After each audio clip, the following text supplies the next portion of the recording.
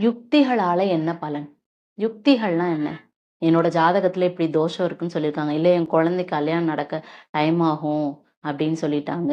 அப்புறம் இந்த யந்திரம் மாட்டுனா உங்களோட பாசிட்டிவ் எனர்ஜிய உங்களால ஈர்க்க முடியும். இந்த மந்திரத்த நீங்க உட்கார்ந்து சொன்னீங்க அப்படின்னா, உங்களுக்கு பணமழை கொட்டும். இந்த கோயிலுக்கு நீங்க போயிட்டு வந்தீங்க அப்படின்னா, உங்களுடைய லைஃபே ட்ரான்ஸ்ஃபார்ம் ஆகும்.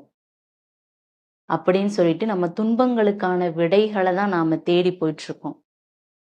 இதெல்லாம் தான் யுக்திகளா நாம ஃபாலோ பண்ணிட்டு வர்றோம். அதே மாரி கோயில்களுக்கு நேர்த்திக்கடன் வைக்கிறது. இது எல்லாமே நடக்காதா? அப்ப எதுவுமே உண்மை கிடையாதா? அப்படின்னு கேட்டா, இது எதையுமே நம்ம ஆராய்ஞ்சு பார்க்கும்போது தான் தெரியும். எது உண்மை, எது மெய், எது நாம மதியோட மயக்கத்தால செஞ்சுட்டு இருக்கிறது அப்படின்னு.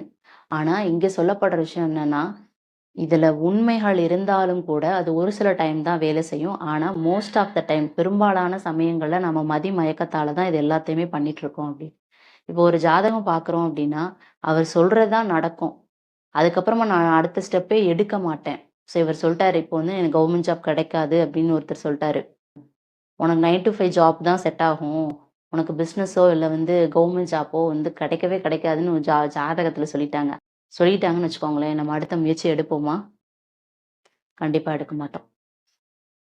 ஸோ இப்படி ஒரு ஒரு விஷயம் இருக்குன்னா, அதுல ப்ளஸ்ஸும் இருக்கும், மைனஸும் இருக்கும். ஆனா மக்கள் மோஸ்ட்டா போறது என்ன அப்டின்னா, அந்த விஷயத்த நம்பிக்கையோட பண்றாங்க. ஆனா ஒருத்தர் ஒண்ணு நடந்துருச்சு அப்டின்னா, அதுக்கப்புறம் அடுத்த முயற்சிய எடுக்க மாட்டோம். இங்க தான் மதி அப்டின்றது செயல்படுது. ஃப்ரீ வில் அப்டின்றது எல்லாருக்குமே கொடுக்கப்பட்டிருக்கு. விதியால எத்தனையோ நடந்தாலும், அந்த பிரசன்ஸ் ஆஃப் டைம் அந்த மொமெண்ட்ல நாம எப்படி ரியாக்ட் பண்றோம்?